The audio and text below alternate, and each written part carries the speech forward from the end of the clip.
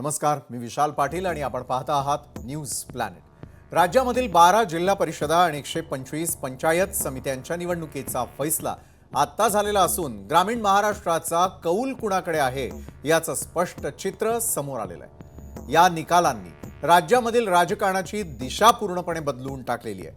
महायुतीसाठी हे निकाल अत्यंत उत्साहवर्धक ठरलेले असून अनेक जिल्ह्यांमध्ये त्यांनी आपलं वर्चस्व सिद्ध केलेलं आहे। बरं, विशेषतः ग्रामीण मतदारांनी सत्ताधारी पक्षांच्या विकासाच्या दाव्यांना पसंती दिल्याचं स्पष्टपणे दिसतंय।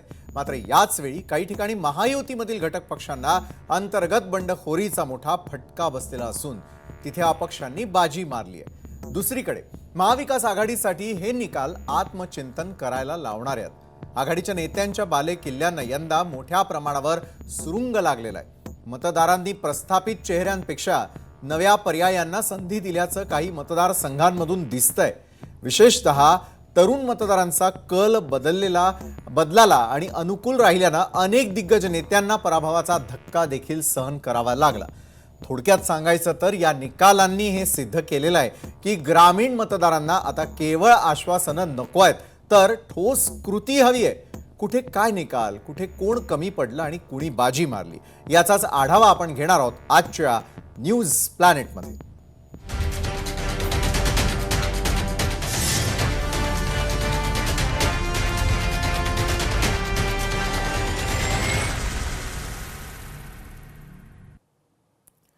महानगरपालिकांच्या यशानंतर आता महायुतीनं ग्रामीण महाराष्ट्रातही आपलं वर्चस्व सिद्ध केलंय।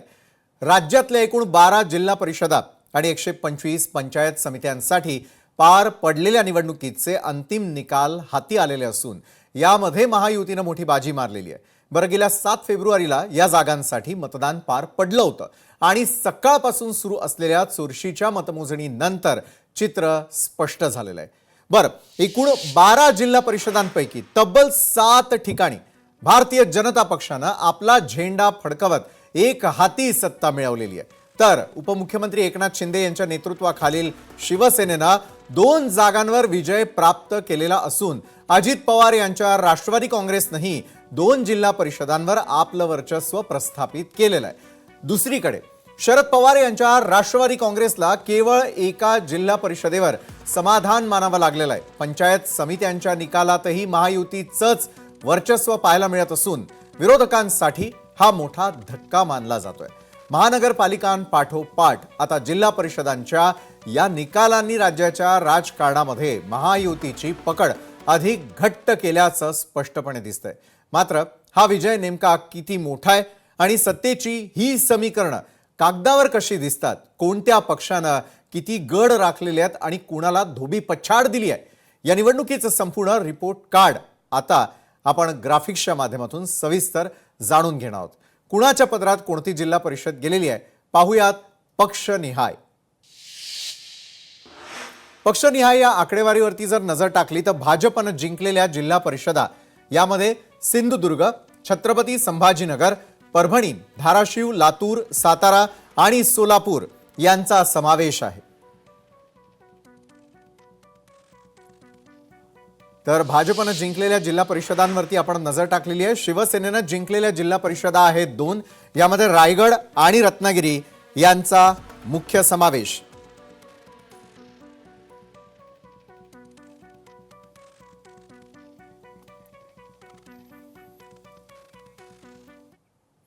तर भाजप अखेर ग्रामीण भागातही जाऊन पोहोचल्याचं थेटपणे दिसतंय। या यशामागचं नेमकं गमक काय हे जाणून घेण्यासाठी भाजपचे प्रदेश प्रवक्ता विनोद वाघ यावेळेला आपल्यासोबत जोडले गेले आहेत। विनोदजी, सुरुवातीला खरं तर अभिनंदन आपलं, कारण भाजपनं निर्विवादपणे वर्चस्व राखत यावेळच्या झालेल्या जिल्हा परिषदा निवडणुकांमध्ये देखील आपणच मोठा भाऊ, मोठा पक्ष असल्याचं दाखवून देण्याचा प्रयत्न केलेला आहे। ग्रामीण भागातील जनतेनं दिलेला हा कौल विनोदजी भाजपच्या नजरेतून प्रथमतः आपले धन्यवाद आणि महाराष्ट्राच्या तमाम मतदारांचे, जनतेचे त्या ठिकाणी आभार व्यक्त करतो। भारतीय जनता पार्टीचे बूथवरचे तळागाळातले सगळे कार्यकर्ते ज्यांनी या निवडणुकीत मेहनत केली त्यांचे सुद्धा या ठिकाणी आभार व्यक्त करतो। कारण शेवटी कुठलीही निवडणूक जिंकायची म्हटली त्या कार्यकर्त्याची मेहनत असते आणि प्रत्येक निवडणूक कार्यकर्ता त्यावेळेस ठिकाणी यश आपल्याला मिळत असतं. या निवडणुकीत आपण बघितलं असेल हं. की अचानक आमचे सहयोगी पक्षाचे महाराष्ट्रातले नेते अजितदादा यांचं अपघाती निधन झालं. हो. ही बातमी आमच्यासाठी, महायुतीसाठी आणि महायुतीच्या आमच्या सगळ्या नेत्यासाठी, भारतीय जनता पक्षासाठी बरं. अत्यंत दुःखद अशी बातमी होती. आणि त्यामुळं त्या निधनानंतर आमच्या या राज्याचे नेते देवेंद्रजी फडणवीस आहेत, या राज्याचे मुख्यमंत्री, बरं. त्यांनी ठरवलं होतं की कुठली प्रचारसभा घेणार नाही, कुठे जाणार नाही. त्यामुळं या गोष्टीचं आम्हाला नुकसान होणार होतं असं आम्हाला वाटत होतं. परंतु देवेंद्रजी यांनी हा घेतलेला निर्णय, तोही निर्णय महाराष्ट्राच्या जनतेला आवडला की राजकारण करायचं कुठं हे आपण ठरवलं पाहिजे. राजकारणाला किती ठरवलं पाहिजे आणि महाराष्ट्राच्या मुख्यमंत्र्यांच्या मनातली संवेदनशीलता त्या ठिकाणी सगळ्या महाराष्ट्र जनतेने बघितली. त्यामुळं जरी ते केले नाही तरी सुद्धा सर्वसामान्य कार्यकर्त्यांनी, आमच्या प्रदेशाध्यक्ष असतील, आमचे सन्माननीय आणि त्या ठिकाणी कार्यकर्ते असतील, यांच्या मेहनतीमुळे आज अशा पद्धतीचे निकाल आम्हाला या ठिकाणी आपल्याला बघायला मिळतात. आणि भारतीय जनता पार्टी महायुती म्हणून एकनाथ शिंदे साहेबांची शिवसेना असेल, अजितदादांची आमची राष्ट्रवादी काँग्रेस पक्ष असेल, त्यांना सुद्धा भारतीय जनता पार्टी सोबतच त्या ठिकाणी मिळालं. म्हणून ही बाब आमच्यासाठी अत्यंत आनंदाची.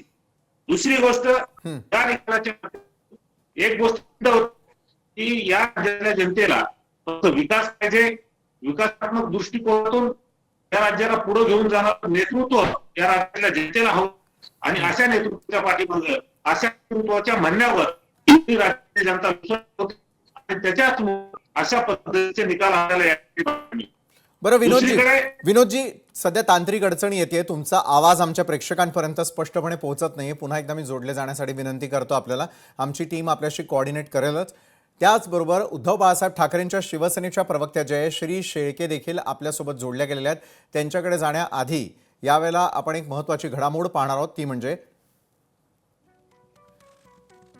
शिवसेनेनं जिंकलेल्या जिल्हा परिषदा कुठल्या आहेत, तर त्यामध्ये समावेश आहे रायगड आणि रत्नागिरीचा.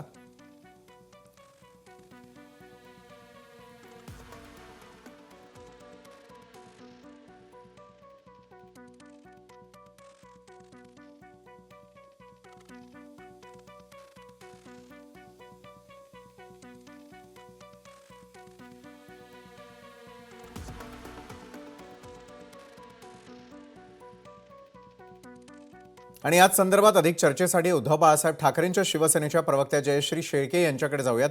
जयश्रीजी, एका बाजूला खरोखर चिंतन करण्याची वेळ तुमच्या शिवसेनेवरती आलेली आहे का? कारण या जागांमध्ये देखील का नाकारलं जात आहे? महापालिकांमध्ये जे चित्र होतं तेच आता देखील स्पष्ट होताना दिसतंय. सर्वाधिक जागा मात्र भाजपनं या निवडणुकांमध्ये देखील जिंकलेल्या आहेत. जयश्रीजी, या जनमताचा जो काही कौल आहे तो नक्कीच आम्ही स्वीकारलेला आहे. परंतु या सगळ्या निवडणुकांचं विश्लेषण करत असताना, निकालांचं विश्लेषण करत असताना एक नाकारून चालणार नाही की भारतीय जनता पक्ष आणि महायुतीने यंत्रणेचा, सत्तेचा पुरेपूर गैरवापर केला. त्याचबरोबर प्रचंड पैशाचा गैरवापर करण्यात आला, मोठ्या प्रमाणात दबाव तंत्राचा वापर करण्यात आला, लोकांना धमकावलं गेलं. यांचे एक मंत्री जाहीरपणे सांगतात की मशाल चिन्ह जर मला दिसलं तर मी निधी देणार नाही. कुठे कोटी, 1.5 कोटी खर्च करण्याच्या गोष्टी केल्या जातात. अशा प्रकारे ह्या सगळ्या जेव्हा गोष्टी होतात, कुठे बोगस मतदान होतं, मशीनच्या संदर्भामध्ये छेडछाड केली जाते आणि ज्या वेळी निवडणूक आयोगाकडे या संदर्भामध्ये तक्रार होते त्यावेळी निवडणूक आयोग हा गप्प होऊन पाहतोय. निवडणूक आयोग जणू काही भारतीय जनता पक्षाला आनंद दिलेला आहे, अशा पद्धतीने निवडणूक आयोगाचं सगळी एकंदरीत आजची परिस्थिती आहे. इतक्या जाहीरपणे मतदारांना दबावात आणून, मतदारांना धमकावून, मतदारांना प्रलोभन देऊन पैसे वाटप करतानाचेही व्हिडिओ व्हायरल झाल्यानंतरही त्यावर कुठलीही कारवाई होत नाही. बोगस मतदार पकडले गेले तरीही त्यावर कुठलीही कारवाई होत नाही. आणि अशा सगळ्या परिस्थितीमध्ये भारतीय जनता पक्ष श्रूड आणि क्रूर पद्धतीने राजकारण करायला निघालेला आहे. कुठल्याही स्तराला जाऊन सत्ता मिळवायची एवढंच एक ध्येय त्यांनी ठेवलेलं. नाहीतर आज संपूर्ण महाराष्ट्रामध्ये प्रचंड रोष लोकांमध्ये आहे. आजही 1.5 वर्षापूर्वी निवडणुकांच्या तोंडावर विधानसभेच्या, ज्यावेळी यांनी महायुती सरकारने कर्जमाफी केली जाईल असं सांगितलेलं होतं आणि नंतरच्या काळामध्ये आपण 1.5 वर्षापासून पाहतोय कुठल्याही प्रकारची कर्जमाफी नाही. शेतकऱ्यांच्या उत्पन्नाला, त्या ठिकाणी मालाला भाव नाही. आजही प्रचंड मोठ्या प्रमाणावर बेरोजगारीचा प्रश्न आहे आणि असं असतानाही जर ग्रामीण भागातही अशा प्रकारचे निकाल लागत असतील तर निश्चितच हा चिंतनाचा विषय आहे. बरोबर. केवळ जयश्रीजी, पक्षांनीच नाही, चिंतन तुमचा पक्ष देखील करणार आहे का? मूळ नक्कीच, कारण एवढंच नक्कीच. आहे, कारण ग्रामीण भागामध्ये आपली देखील पकड यापूर्वीपर्यंत मजबूत होती. कुठेतरी आधीच हार मानली जाते का, किंवा शिवसेना त्या मतदारांपर्यंत पोहोचत नाहीये का? कुठेतरी शिवसेनेचं असलेलं वर्चस्व कमी होत चाललंय का जयश्रीजी? नाही, ज्या पद्धतीने एकंदरीतच आज महाराष्ट्रामध्ये राजकारण द्वेषाचं आणि फोडाफोडीचं चालू आहे, हा. ते सगळं पाहिल्यानंतर आज तुम्ही एक संपूर्ण महानगरपालिका असेल, नगरपालिका असेल किंवा आता जिल्हा परिषद पंचायत समित्यांचं जर चित्र पाहिलं तर इकडचेच उमेदवार घ्यायचे, तेच पळवायचे. काँग्रेस, मग राष्ट्रवादी काँग्रेस किंवा शिवसेना उद्धव बाळासाहेब ठाकरे या पक्षातले उमेदवार घेऊन त्यांना तिकीटं द्यायची, त्यांना उभं करायचं, फोडाफोडीचं राजकारण करायचं. पैशाचा प्रचंड महापूर, एका एका मताला प्रचंड किंमत देऊन त्या ठिकाणी पैसे मोजून बॅगाच्या बॅगा पैसे त्या ठिकाणी ओतले जात आहेत. बरं. करोडो रुपयांचा त्या ठिकाणी चुराडा करून त्या निवडणुका ऐन कैन प्रकारे जिंकायच्याच असा अट्टहास जर भारतीय जनता पक्ष घेऊन या निवडणुकांमध्ये उतरत असेल तर हा चिंतनाचा विषय आहे. पक्ष म्हणून शिवसेना उद्धव बरं. बाळासाहेब ठाकरे पक्ष हा निश्चितपणे येणाऱ्या काळामध्ये संघटनात्मक बांधणी अधिक प्रामुख्याने चांगल्या पद्धतीने करावी लागणार आहे. यासाठी निश्चितच सगळे पदाधिकारी कार्यकर्ते हे प्रयत्न पण मग करणार आहेत. जयश्रीजी, हे सगळं परंतु काय जे एक्सपोज राजकारण, केलं जात एकच नाही, मिनिट, हे जे सगळं काय राजकारण एक्सपोज केलं जात नाही या महाराष्ट्रामध्ये दृष्टीनं जयश्रीजी मी आपल्याशी बोलणारच आहे.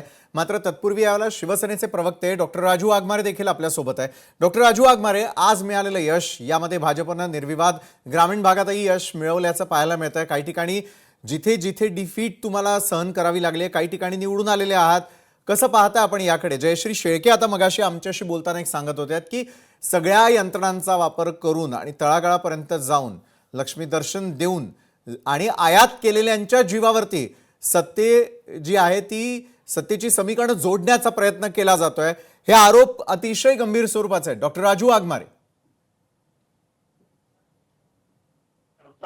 ते हसण्यासारखे आरोप आहेत. हा. कारण मागच्या लोकसभेनंतर विधानसभा, त्याच्यानंतर झालेल्या नगर परिषदाच्या निवडणुका, स्थानिक स्वराज्य संस्था, महानगरपालिका यांची एकच टेप, सेम टेप सगळ्या निवडणुकीमध्ये हे चालवतात.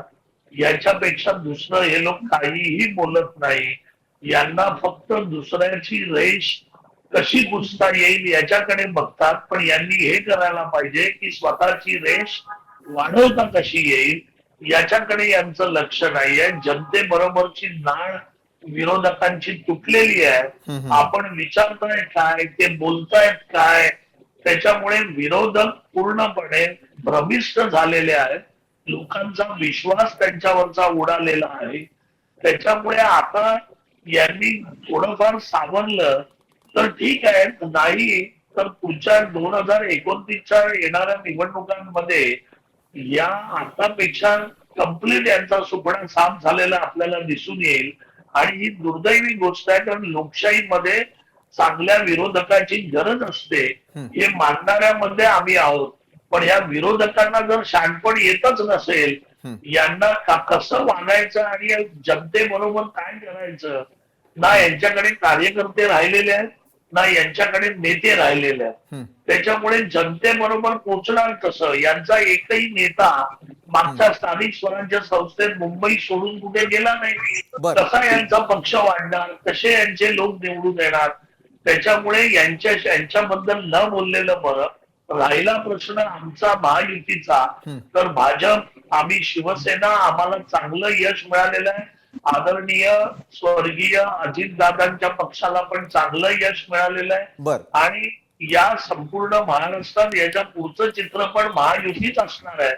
त्याच्यामुळे यांनी त्वरित जर बदल केला थोडाफार तर ठीक आहे, नाही तर विरोधकांचं नामोनिशाण या महाराष्ट्रातून आणि देशातून संपलेलं आपल्याला लक्षात येईल. थोड्याफार प्रमाणात ते आता ऑलरेडी व्हेंटिलेटरवर गेलेले आहेत. तर 29 पर्यंत व्हेंटिलेटर टिकला तर ठीक, नाही तर यांचं काय होईल सांगता येत नाही अशी परिस्थिती आहे. बरोबर आहे डॉक्टर राजू वाघमारे. आणि तुमच्याबरोबर आमच्या सोबत जोडले गेलेले जे सर्व मान्यवर आहे त्यांना मी आपल्या सोबत राहण्याची विनंती करतो. आणि आपल्या सोबत यावेळेला जोडले गेलेले आहेत राष्ट्रवादीचे आमदार सुनील शेळके. सुनील अण्णा, आपलं देखील खूप खूप स्वागत या चर्चासत्रामध्ये. चर्चेत तुमच्यापर्यंत येण्याच्या आधी मात्र ग्राफिक्सच्या माध्यमातून काही गोष्टी महाराष्ट्राला समजावून सांगणं गरजेचं आहे, कारण हा निकाल अतिशय महत्त्वाचा लागलेला आणि चुरशीचा आहे. खरं तर राष्ट्रवादीनं जिंकलेल्या जिल्हा परिषदा कुठल्या आहेत, यामध्ये समावेश आहे पुणे आणि कोल्हापूरचा. त्यानंतर सांगलीमध्ये शरदचंद्र पवारांच्या राष्ट्रवादीनं ही जिल्हा परिषद जिंकली आहे. आणि आज महत्त्वाच्या विषयावरती अधिक चर्चा करण्यासाठी आपण जोडले जातोय. यावेळेला राष्ट्रवादीचे आमदार सुनील शेळके देखील आपल्या सोबत आहे. सुनीलजी, थेट प्रश्न तुमच्यासाठी आहे की ग्रामीण भागामध्ये पुन्हा एकदा कमळ फुललेलं आहे. ग्रामीण भागामध्ये राष्ट्रवादी असेल किंवा इतर जे आपले स्थानिक पक्ष होते त्यांचा आजपर्यंतचा बोलबाला होता, मात्र ग्रामीण भागात फुललेलं कमळ. सुनीलजी, मावळ तालुका किंवा पुणे जिल्हा विशेष करून सांगत असताना पुणे जिल्ह्यात आदरणीय दादांचं ग्रामीण भागातलं असलेलं नेतृत्व, हा त्यांची बोली भाषा, त्यांचा असलेला कामाचा पगडा हे लक्षात घेता आणि त्यात दादांचं दुर्दैवी असं निधन, बरोबर, यातून जनतेचा एक सहानुभूतीपूर्वक पाहण्याचा दृष्टिकोन देखील होता. भारतीय जनता पक्षाचे नेते आणि आपल्या राज्याचे मुख्यमंत्री आदरणीय फडणवीस साहेबांनी देखील सहानुभूतीपूर्वक विचार करत असताना या जिल्हा परिषद आणि पंचायत समितीला कुठल्याही प्रचाराला मी जाणार नाही ही देखील त्यांनी घेतलेली जी काही भूमिका होती, त्यातून महाराष्ट्रातल्या जनतेने देखील एक सहानुभूतीपूर्वक या निवडणुकीकडे पाहण्याचा दृष्टिकोन ठेवला. आणि नक्कीच पुणे जिल्हा असेल किंवा पश्चिम महाराष्ट्र म्हणत असताना सांगली, कोल्हापूर, सातारा या भागात देखील राष्ट्रवादी काँग्रेस पक्षाचं प्राबल्य आपल्याला पाहायला मिळते. जिल्हा परिषदेच्या निवडणुकीमध्ये आदरणीय दादांचं अकालीच निधन जे काही झालं त्यातून पश्चिम महाराष्ट्रात देखील दादांच्या आणि राष्ट्रवादी काँग्रेस पक्षाला घवघवीत यश असं देखील आपल्याला पाहायला मिळालेलं आहे. बरोबर आहे. ग्रामीण भागाचा जर आपण विचार केला तर त्या ठिकाणी मात्र जसं तुम्ही म्हणालात की दादांचं देखील स्वप्न होतं आणि अकाली जाण्यानंतर मात्र आलेल्या परिस्थितीलाही राष्ट्रवादीला सामोरं जात या निवडणुकांना सामोरं जावं लागलं. पण सुनीलजी, ग्रामीण भाग किंवा मी मावळमध्ये ज्यावेळेला आपल्याकडे देखील आलेलो होतो, एक गोष्ट स्पष्ट पाहिलेली होती की आत्ता आणि इथल्या मातीतले असलेले पक्ष यांच्याशी जवळीक मोठ्या प्रमाणामध्ये सर्वसामान्य जनतेची आणि मतदारांची होती. मात्र ग्रामीण भागात ज्यावेळेला कमळ इतक्या मोठ्या प्रमाणात फुलताना दिसतं त्यावेळेला आपल्यासारख्या राजकीय पक्षांचं काय? सुनीलजी, त्यामध्ये आम्ही महायुती म्हणून या सगळ्या निवडणुकीच्या प्रक्रियेला सामोरं जाताना पाहतोय. आज राज्य आणि केंद्र सरकारच्या खूप चांगल्या योजना त्या ग्रामीण भागात देखील आपल्याला पोहोचताना पाहायला मिळत आहेत. जल जीवन मिशन योजनेच्या अंतर्गत गावात वाड्यापाड्यापर्यंत पाणी योजनेच्या माध्यमातून पाणी पोहोचण्याचं काम असेल, माझ्या आदिवासी विभागाला देखील घरकुलं देणं, त्याचबरोबर ज्यांना जागाच नाही, जे भूमिहीन आहेत त्यांना देखील राज्य सरकारच्या माध्यमातून अर्धा गुंठा, 1 गुंठा अशा पद्धतीनं स्वतःच्या नावे जागा करून देणं, ज्यांना रेशन मिळत नाहीये किंवा अशा अनेक योजना आहेत, शासकीय योजना या सर्वसामान्य जनतेपर्यंत पोहोचतायत. मुख्यमंत्री लाडकी माझी बहीण ही योजना देखील एक चांगली महत्वाकांक्षी योजना आज ग्रामीण भागात देखील ते एक महिला भगिनींच्या दृष्टिकोनातून महत्वाची असलेली योजना आहे. की अशा वेगवेगळ्या योजनेच्या माध्यमातून सर्वसामान्य जनतेला जो लाभ मिळतोय आणि ग्रामीण भागातली डेव्हलपमेंट आपण पाहत असताना जे रस्ते आहेत, ग्रामीण भागातल्या जिल्हा परिषदेचे ग्रामीण मार्ग असतात किंवा आपले राज्य मार्ग आहेत, हे देखील चांगल्या पद्धतीने डेव्हलप होत आहेत. ग्रामीण भागाची आज जर सध्याची परिस्थिती पाहिली तर शहरी आणि ग्रामीण याच्यातलं जर आपण तुलना केली तर ग्रामीण भागाला देखील तेवढं दुःख माप हे महायुती सरकारच्या माध्यमातून दिलं जाते. आणि त्यातलीच ही खरं तर आज ही निवडणूक महायुती म्हणून म्हणत असताना भारतीय जनता पक्ष असेल, राष्ट्रवादी काँग्रेस पक्ष आणि शिवसेना या तीनही पक्षांकडे जनतेनं या मतातून कौल दिलेला आपल्याला पाहायला मिळतोय. नक्कीच, म्हणजे महायुतीनं मिळवलेलं हे सामूहिक यश आहे. दुसरीकडे महाविकास आघाडीचा सुपडा का साफ होताना दिसतोय. या अनुषंगाने याच सर्व मान्यवरांबरोबर आपली चर्चा सुरू राहील. 12 जिल्हा परिषदांच्या विजयानंतर आता 125 पंचायत समित्यांचेही निकाल हाती आलेले असून यामध्ये महायुतीनं विरोधकांचा अक्षरशः धुव्वा उडवलेला आहे. महानगरपालिकांच्या विजयाची पुनरावृत्ती करत महायुतीनं ग्रामीण महाराष्ट्राच्या सत्तेच्या चाव्या देखील आपल्याच हाती ठेवल्यात. बरं, या निवडणुकीमध्ये भारतीय जनता पक्षानं पुन्हा एकदा आपलं वर्चस्व सिद्ध केलेलं असून 125 पैकी तब्बल 52 पंचायत समित्यांवर कमळ फुललेलं आहे. मुख्यमंत्री एकनाथ शिंदे यांच्या नेतृत्वाखालील शिवसेनेनं 26 ठिकाणी विजय मिळवून आपलं स्थान भक्कम केलेलं आहे, तर तब्बल 125 पैकी 52 पंचायत समित्यांवर कमळ फुललेलं आहे. राष्ट्रवादी जी अजितदादांची आहे तिला 25 जागा, काँग्रेसला 8, उद्धव बाळासाहेब ठाकरेंच्या शिवसेनेला 5, राष्ट्रवादीला 8 आणि इतर 1 अशा प्रकारचं चित्र आहे. महाविकास आघाडीच्या गोटात त्यामुळे मात्र मोठे पडसादही उमटल्याचं पाहायला मिळत आहे.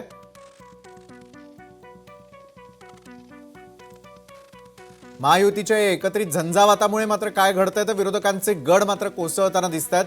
दुसरीकडे महाविकास आघाडीच्या गोटात मोठी पडझड झाल्याचं चित्र आहे. काँग्रेस आणि शरद पवार यांच्या राष्ट्रवादी काँग्रेसला प्रत्येकी केवळ 8 जागांवर समाधान मानावं लागलं. ठाकरेंच्या शिवसेनेची पाठी केवळ 5 पंचायत समित्यांवर मर्यादित राहिलेली आहे, तर एका ठिकाणी इतरांनी बाजी मारलेली आहे. ग्रामीण भागातील या निकालांनी हे स्पष्ट केलेलं आहे की राज्याच्या राजकारणात सध्या महायुतीची पकड अत्यंत मजबूत झालेली असून विरोधकांसाठी हा मोठा आत्मचिंतनाचा विषय ठरणार आहे.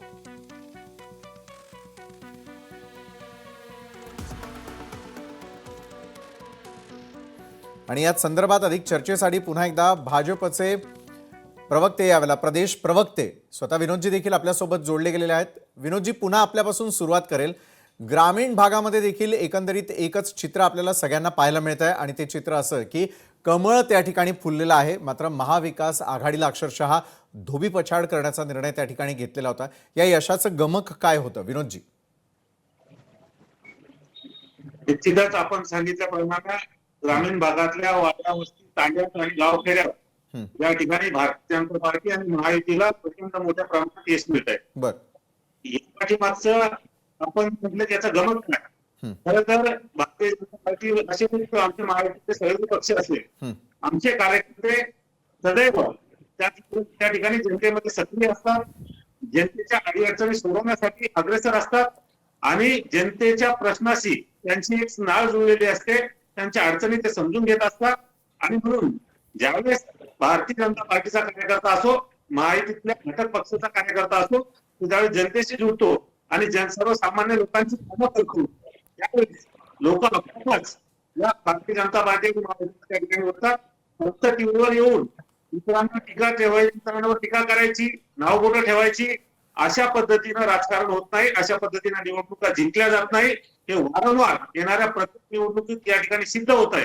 असं होत असताना सुद्धा महाविकास आघाडीचे नेते असो, त्यांचे प्रवक्ते असो, इतर त्यांचे कोणी पदाधिकारी असो, ते आजही मान्य करत नाही. जसं एखाद्या शाळेत एखाद्या वर्गात नापास झालेला विद्यार्थी कधीच मान्य करत नाही की मी अभ्यास केला म्हणून मी नापास झालो. आता जेव्हा तो विद्यार्थी मान्यच करत नाही तर त्याचं येणारं भविष्य खराब होणार असतं. तशाच पद्धतीनं राजकारणातलं महाविकास आघाडीचं भविष्य अत्यंत खराब दिसतंय, कारण ते मान्यच करत नाही. कुठलंच काम बरोबर. विनोदजी, तुम्ही केलेले आरोप जयश्री शेळके यांना मान्य आहेत का आपण विचारू? जयश्रीजी, हॅलो, बोला. सत्तेचा कोणीही अमरपट्टा घेऊन आलेला नाही. सत्ता आज आहे, उद्या नाहीये आणि एका जत्रेने काही देव म्हातारा होत नाही. आज या निवडणुकांचे असे निकाल लागले, त्यामागची कारण काय आहेत ती काही कारण मी आपल्या समोर मांडलेली आहेत. सत्ता असेल, यंत्रणा असेल, याचा प्रचंड गैरवापर सत्ताधारी लोकांनी, मंत्र्यांनी केलेली मुजोरी, ज्या पद्धतीने धमकावलं गेलं मतदारांना, ज्या पद्धतीने आमिष दाखवली गेली, त्या सगळ्या पार्श्वभूमीवर हे जर निकाल लागत असतील तर ते काही फारसं नवल वाटण्यासारखं नाहीये. एकीकडे निवडणूक आयोग यांच्या दावणीला बांधलेला आहे, दुसऱ्या बाजूला मंत्री जर म्हणत असतील की यांना मतदान जर केलं तर आम्ही निधी देणार नाही, अशा पार्श्वभूमीवर असे निकाल लागणं हे फार काही अनपेक्षित नाहीये. बरं, म्हणजे तुमचं म्हणणं की लोकप्रतिनिधींना पैसा दिला जाणार नाही, म्हणजे त्यांना प्रेशराईज केलं जातंय का? हे प्रेशराईज करण्याचं काम झालंय. जाहीरपणे ती वक्तव्य बाहेर आलेली आहे. नितेश राणे स्वतः म्हटलेत मशाल चिन्ह जर मला दिसलं तर मी निधी देणार नाही. आणि एवढं झाल्यानंतर त्यावर निवडणूक आयोगाने कुठलीही कारवाई केलेली नाहीये. स्वायत्त संस्था असूनही निवडणूक आयोग हा पूर्णपणे सत्तेच्या दावणीला बांधला गेल्याप्रमाणे वागतोय आणि ते स्पष्टपणे सगळ्याच निवडणुकांमध्ये दिसलंय. स्थानिक स्वराज्य संस्थांच्या निवडणुका आहेत, स्थानिक पातळीवर त्या लढल्या गेल्या पाहिजेत, स्थानिक प्रश्नांना घेऊन लढल्या गेलेल्या पाहिजेत. परंतु या ठिकाणी ज्या पद्धतीने सगळं हे निवडणुकीचं एकंदरीत जे चित्र समोर आलेलं आहे ते पाहिल्यानंतर लक्षात येत आहे की सत्ताधाऱ्यांना काहीही करून कुठल्याही स्तराला जाऊन कुठलीही पातळी गाठून हा. ऐन प्रकारे सत्ता मिळवायची आहे. मग त्यासाठी कुठल्याही स्तराला जाण्याची त्यांची तयारी आहे. आणि मागच्याही नगरपालिकेच्या निवडणुकीमध्ये आपणच काही ठिकाणी पाहिलंय हम्म. की अक्षरशः धमकावून मारून दबाव टाकून कुठे त्या उमेदवाराला बंदिस्त करून अविरोध त्या ठिकाणी अनेक जागा आणण्याचं काम हे सत्ताधाऱ्यांनी केलं. पण ही मुजोरी आहे आणि हे फार काळ टिकणार नाही. ठीक आहे, म्हातारी मेल्याचं दुःख आहे, पण काळ सोकावतोय हे विसरता येणार नाही. बरं, ज्या जयश्रीजी, गंभीर पद्धतीने आरोप आहे तुमच्या हुकुमशाहीकडे सत्ताधाऱ्यांवरती. वाटचाल डॉक्टर राजू सुरू वाघमारे, आहे, स्थानिक ती पातळीवरती अतिशय मग ग्रामीण चुकीची आहे आणि भागातही निश्चितपणे हाच लोकशाहीचा मेसेज गाळा गेलेला होता का? जसं या जयश्री यांनी माध्यमातून घोटला जातो. मोठा आरोप केलेला आहे की कुठल्याही प्रकारे निधी आम्ही देऊ देणार नाही, किंवा तुमच्या भागामध्ये जर काम कुठलं सुरू असेल, जर आम्हाला मतं मिळाली नाही तर मात्र त्याचे दुष्परिणाम भोगावे लागतील. हा दबाव सातत्यानं होता का याही निवडणुकांमध्ये? डॉक्टर, काय आहे, आता मला या विरोधकांना तेच किती वेळ बोलणार अशी परिस्थिती आहे. हा, यांना असंच रडत राहू द्या. आम्ही विकासाचं राजकारण करतोय. ग्रामीण भागात, शहरात आम्हाला लोकांनी स्वीकारलेलं आहे, कारण लोकांना विकास पाहिजे. बरं, लोकांना फालतूची फुकटची बडबड नको आहे. लोकांना प्रगती पाहिजे, लोकांना जॉब पाहिजे, लोकांना चांगला कामधंदा पाहिजे. आणि हे सगळं देण्याचं काम महायुतीचं सरकार करतंय आणि लोकांनी त्याच्यावर विश्वास दाखवलाय. एखाद्या निवडणुकीमध्ये दबावाचं बळी पडू शकतात, दुसऱ्या निवडणुकीत, प्रत्येक निवडणुकीमध्ये दबावाला बळी पडायला तुम्ही लोकांवर टीका करताय. ज्या लोकांनी मतदान केलेलं आहे त्यांनी काय दबावापोटी केलं? काय म्हणजे आपण काय बोलतोय, जनतेवर आपण कसा अविश्वास दाखवतोय? आणि एवढं वाटतं तर मग निवडणूक लढवूच नका तुम्ही. तुम्हाला वाटतंय ना की ह्या निवडणूक आयोग असं करतोय तसं करतोय, मग कशाला निवडणुकीला उभे राहता? कशाला बोलता की आम्ही जिंकून येऊ? दोन्ही बाजूनी बोलण्यात काही अर्थ नाही. यांनी कबूल करायला पाहिजे की यांची पूर्णपणे परिस्थिती वाईट आहे. यांच्याकडे नेते नाही आहेत, कार्यकर्ते नाही आहेत, लोकांपर्यंत पोहोचणारी यंत्रणा नाही आहे. आणि मग असं ज्यावेळी होतं त्यावेळी मग आपल्या मनात येईल ते आपण बोलायचं आणि टीका करायची, अरे यांनी असं केलं म्हणून जिंकले. अरे पण तुमच्याकडे बघा ना, तुमची परिस्थिती काय आहे.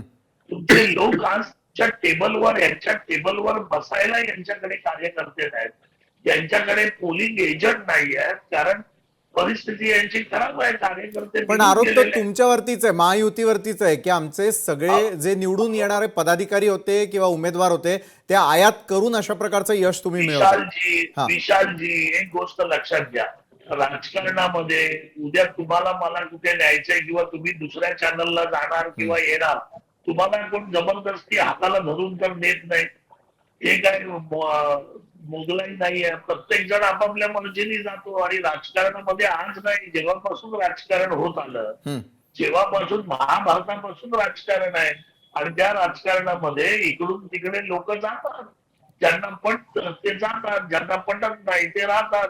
त्याच्यामुळे ही काही कोणावर जबरदस्ती होत नाही राजकारणामध्ये. प्रत्येक जण आपल्या मताप्रमाणे वागतो आणि त्याला जे पाहिजे ते करतो.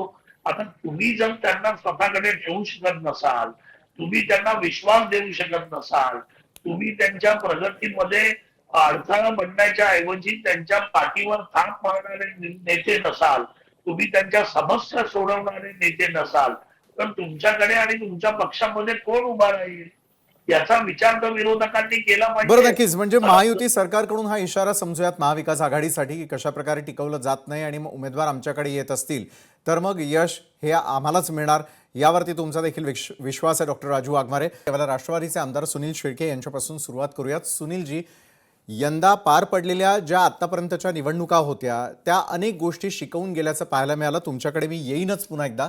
मात्र जयश्रीजी, या सेगमेंटला सुरुवात आपल्यापासून. जयश्रीजी, खरं तर आता ग्रामीण भाग काय किंवा पुढच्या येणाऱ्या 2029च्या निवडणुका काय, सर्वच राजकीय पक्षांसाठी त्या महत्त्वाच्या ठरतील, कारण यंदाचं वर्ष हे पूर्णपणे निवडणुकांचंच वर्ष होतं. मात्र या सगळ्या निवडणुकांनी आपल्या पक्षाला काय शिकवलं?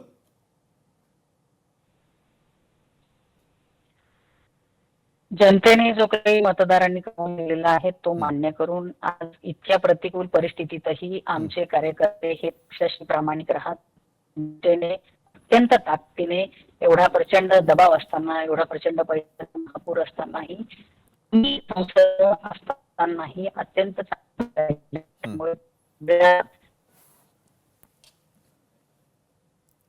जयश्रीजी, आपला आवाज आमच्यापर्यंत पोहोचत नाही तांत्रिक कारणांमुळे. विनोद वाघ आपल्याकडे येईल.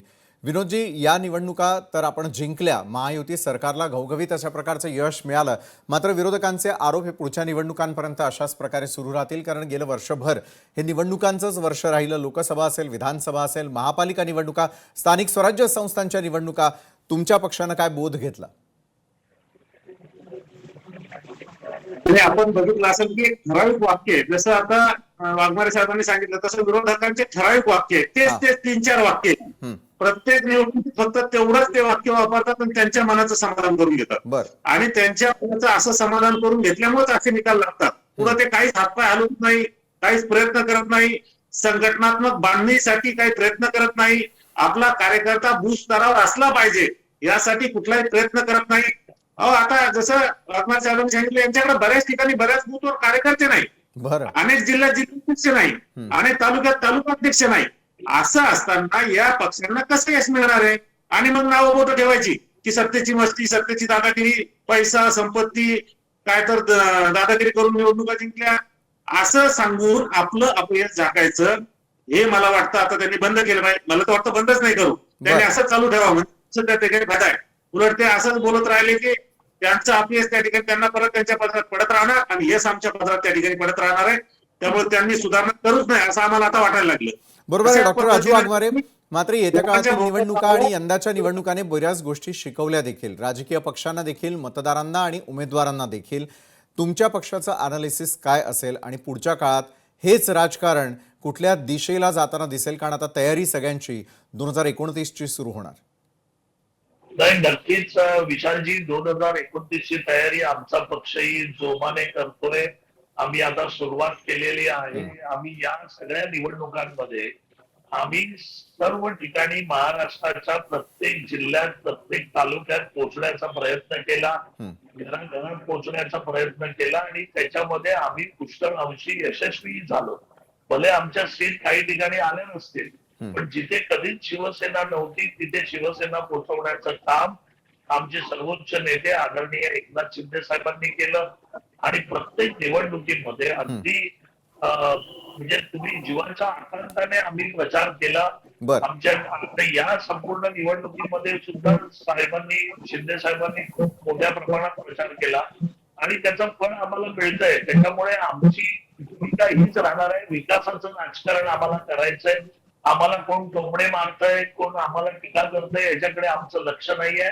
आम्हाला लोकांचं भलं करायचंय. या महाराष्ट्राला विकसित भारताच्या पूर्णपणे तयारीमध्ये महाराष्ट्राला वरती घेऊन जायचंय आणि त्यासाठी लागेल ते कष्ट करण्याची तयारी आमच्या पक्षाची आहे आणि लोकांपर्यंत पोहोचण्याचं काम आम्ही करतोय.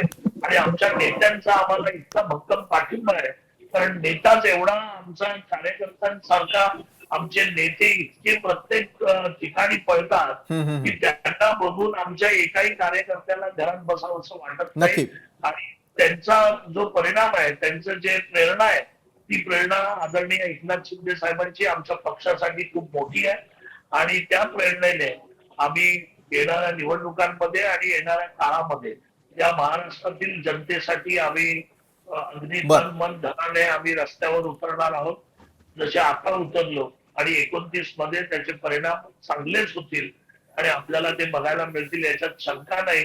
आदरणीय एकनाथ शिंदे साहेबांचं मार्गदर्शन, आदरणीय श्रीकांत शिंदे साहेबांची पूर्णपणे आमच्यासाठी असलेली धडपड आणि आमच्या पाठीवर मारलेली थाप, या दोघांच्या नेतृत्वामध्ये शिवसेना नक्कीच महाराष्ट्रामध्ये एक मोठा पक्ष, भाजपच्या नंतर किंवा भाजपच्या तोडीचा पक्ष बनण्याचा प्रयत्न आम्ही नक्कीच करू. नक्कीच. धन्यवाद डॉक्टर राजू वाघमारे, धन्यवाद जयश्रीताई आणि धन्यवाद विनोदजी. तुम्ही आमच्या चर्चासत्रामध्ये आमच्यासोबत जोडला गेलात आणि एकंदरीत जिल्हा परिषद आणि पंचायत समितींच्या लागलेल्या निकालांचं विश्लेषण आणि एकंदरीत या निवडणुकांच्या निकालांनी या सर्व राजकीय पक्षांना काय समजावून सांगितलं, काय धडा दिला, या संदर्भात चर्चा केली, त्यासाठी धन्यवाद. वळूयात पुढे. भारतीय जनता पक्ष हा केवळ शहरांपुरता मर्यादित नसून ग्रामीण भागातही नंबर 1 चा पक्ष ठरलाय, असा ठाम विश्वास मुख्यमंत्री देवेंद्र फडणवीसांनी आज व्यक्त केलेला आहे. जिल्हा परिषद निवडणुकांचे निकाल हाती आल्यानंतर पत्रकारांशी संवाद साधत असताना फडणवीसांनी महायुतीच्या विजयाचा गुलाल उधळत विरोधकांचा खरपूस समाचार घेतलाय. राज्यातील सर्व जिल्हा परिषदांमध्ये आता महायुतीचीच सत्ता असेल हे या निकालांनी स्पष्ट केल्याचं फडणवीस म्हणाले. ग्रामीण जनतेनं पंतप्रधान नरेंद्र मोदींच्या नेतृत्वावर आणि राज्य सरकारच्या कामावर पुन्हा एकदा मोहोर उमटवली आहे असंही त्यांनी म्हटलंय. दरम्यान या निवडणुकांमध्ये विरोधकांमध्ये लढण्याची किमान इच्छाशक्तीही दिसून आलेली नाही. मैदानात उतरण्यापूर्वीच त्यांनी हार स्वीकारली होती असा चिमटाही मुख्यमंत्री फडणवीसांनी या पक्षांना काढलाय. आम्ही ग्रामीण भागात विधानसभेत अतिशय चांगला विजय प्राप्त केला होता, पण यावेळी मात्र त्याहीपेक्षा मोठा विजय मिळालेला आहे. त्यामुळे हे तर आम्ही 2014 सालीच जे मिथक होतं की भाजप हा शहरी किंवा निमशहरी पक्ष आहे हे आम्ही तोडलं होतं, ते 17मध्ये आम्ही अधोरेखित केलं आणि आता मात्र पूर्णपणे आम्ही ते स्थापित केलेलं आहे की भारतीय जनता पार्टी शहर, निमशहर आणि ग्रामीण अशा सगळ्या भागात नंबर 1चा पक्ष आहे. 12 जिल्हा परिषदांमध्ये भारतीय जनता पार्टी पुन्हा एकदा सर्वात मोठा पक्ष म्हणून या ठिकाणी स्थापित झालेला आपल्याला पाहायला मिळतोय आणि 12ही जिल्हा परिषदांमध्ये महायुतीचीच सत्ता येईल हे आता अतिशय स्पष्ट झालेलं आहे. 2017चा रेकॉर्ड हा भाजपने तोडलेला आहे. अजून निकाल पूर्ण व्हायचे आहेत, पण घोषित झालेल्या निकालांमध्येच 236 जागा या भाजपला मिळालेल्या आहेत. मला असं वाटतं की मुळामध्ये विरोधकांमध्ये जी लढण्याची एक शक्ती पाहिजे किंवा लढण्याची जी इच्छाशक्ती पाहिजे त्या इच्छाशक्तीचा कुठेतरी अभाव दिसतोय. शेवटी विरोधी पक्षात काम करत असताना जनतेमध्ये जाऊन आपल्याला त्या ठिकाणी काम करावं लागतं, जनतेचा आवाज बनावा लागतो. पण विरोधी पक्ष हा केवळ माध्यमांमध्ये दिसतो, विरोधी पक्ष कुठेही जनतेत दिसत नाही. दरम्यान विरोधकांकडून गैरमार्गाने निवडणुका सुरू असल्याचा आरोप होऊ लागलेला आहे. सध्याच्या निवडणुका या विचारांच्या किंवा तत्वांच्या राहिलेल्या नसून त्या केवळ अनैतिक मार्गाने चालवल्या जात आहेत अशा शब्दात माजी खासदार विनायक राऊत यांनी शिवसेनेवर जोरदार प्रहार केलाय. जिल्हा परिषद निवडणुकांच्या निकालानंतर आणि राजकीय घडामोडींच्या पार्श्वभूमीवर राऊतांनी आपली रोखठोक भूमिका मांडली आहे. पत्रकारांशी बोलत असताना राऊतांनी सत्ताधाऱ्यांवर गंभीर स्वरूपाचे आरोप केले. निवडणुका आहे त्या विचारावर निवडणुका नाही आहेत. त्या फक्त अनैतिक मार्गाने पैशाचा बेसुमार वापर करायचा, सत्तेचा बेसुमार दुरुपयोग करायचा, सर्वसामान्य उमेदवारांवर दबाव टाकायचं, मतदारांना मतांसाठी पैसे फेकायचे, अशा अनेक अविचारी मार्गाने ह्या निवडणुका लढवल्या जातात. माजी मंत्री सुरेश वरपुडकर यांच्या राजकारणातील घराणेशाहीला मतदारांनी जोरदार चपराक लगावली आहे. आपल्याच वारसांसाठी राजकीय मक्तेदारी दाखवणाऱ्या नेत्यांना त्यांची जागा दाखवून देणारा निकाल परभणी जिल्हा परिषद निवडणुकीत लागलाय. परभणी जिल्ह्याच्या राजकारणात अनेक दशकांपासून दबदबा असलेल्या वरपुडकर कुटुंबासाठी जिल्हा परिषद निवडणुकीचे निकाल अत्यंत धक्कादायक ठरलेले आहेत. माजी मंत्री सुरेश वरपुडकर यांच्या कुटुंबातील 5 सदस्य रिंगणात होते, परंतु त्यापैकी 4घांना मतदारांनी नाकारलं.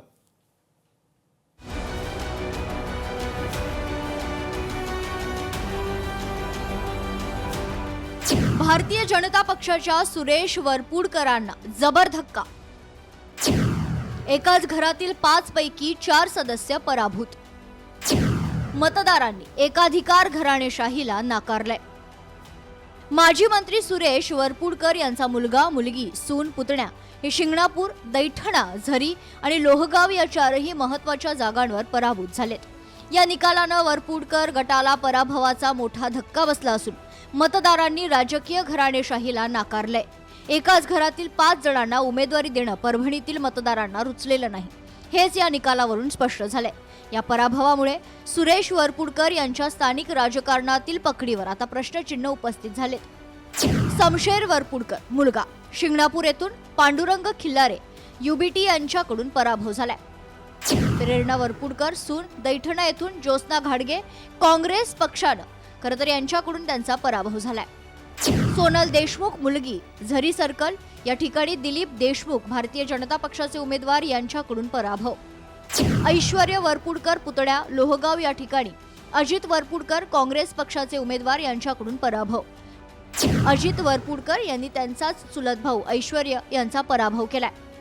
परभणी जिल्हा परिषद निवडणुकीत सुरेश वरपुडकर यांच्या कुटुंबातील सदस्यांनी वेगवेगळ्या पक्षांकडून उमेदवारी घेतली होती. मुलगा, सून आणि पुतण्या भाजपकडून रिंगणात होते.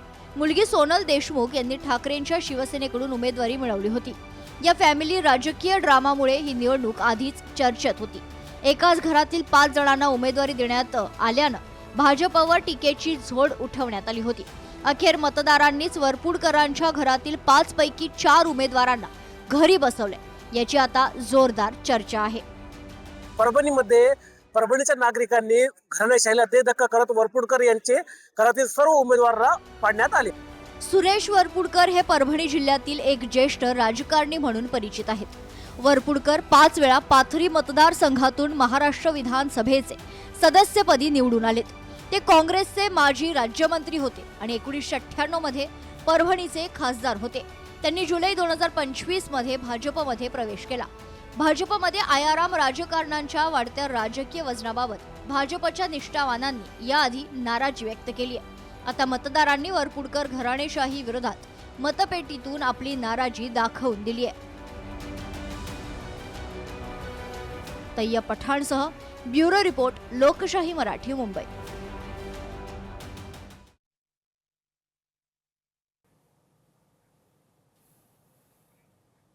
भराडी देवीच्या दर्शनासाठी भाविक आंगणेवाडी येथे येत असतात. यावेळी भाविकांना गोड शिऱ्याचा प्रसाद दिला जातो.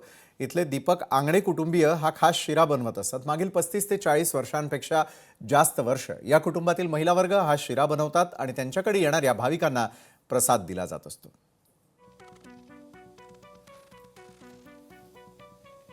आम्ही जो प्रसाद बनवतो त्याच्यामध्ये यावर्षी आम्ही मँगो शिरा म्हणून बनवलेला आहे. दरवर्षी आमचा पायनॅपल शिरा असतो, यावेळी वेगळं म्हणून मँगो शिरा. आम्ही जत्रेचा हा प्रसाद गेले 40 वर्षाच्या वरती देतोय आणि हे जो प्रसाद देण्याची प्रथा आहे ह्याच्यात आमचं भाग्य समजतो आम्ही. कारण खूप लोकांना येतात, लांब येतात, तर इकडे येतात तर प्रसाद देतात. ते अगदी खुशीने दरवर्षी तो प्रसाद घ्यायला आमच्या घरी येतात. तर त्याच्यातच आमचा आनंद आहे. भराडी माता आहे ना, ही खूप जागृत दैवत आहे. त्यामुळे अनेकांची तिच्यावर श्रद्धा आहे. खूप भाविक येतात त्या दिवशी आणि ही आमची 1.5 दिवसाची जत्रा असते. आणि पहिला दिवस हा भाविकांचा मान असतो. पहिल्या दिवशी आम्ही आंगणे कुटुंबीय ओट्या भरत नाही. भाविकांच्या ओट्या पहिल्या दिवशी झाल्यावर पुढच्या अर्ध्या दिवसात आमच्या ओट्या असतात. जत्रा जरी म्हटली की 1.5 दिवसाची आहे, परंतु ती जवळजवळ 2 दिवस चालते. 1.5 दिवस पुरत नाही इतके भाविक येतात. तर एकंदरीतच आपण पाहिलं की कशा प्रकारे या प्रसादाच्या निमित्तानं खास करून त्या ठिकाणी आयोजन करण्यात आलेलं होतं. शिऱ्याचा प्रसाद दिला जातोय. दीपक आंगणे कुटुंबीय हा खास शिरा बनवत असतात. मागील 35 ते 40 वर्षांपेक्षा जास्त वर्ष या कुटुंबातील महिला वर्ग हा शिरा वाटप करत असतात. आणि अनेक भाविक मुंबई असेल किंवा इतर ठिकाणाहून खास आंगणेवाडीमध्ये भराडी देवीच्या या यात्रेला दर्शन घेण्यासाठी दाखल होत असतात. तर या होत्या संपूर्ण दिवसभरातील आतापर्यंत घडलेल्या अतिशय महत्त्वाच्या घडामोडी. तर आजच्या न्यूज प्लॅनेटमध्ये वेळ झाली इथंच थांबण्याची. ताज्या घडामोडींसाठी पाहायला विसरू नका लोकशाही मराठी.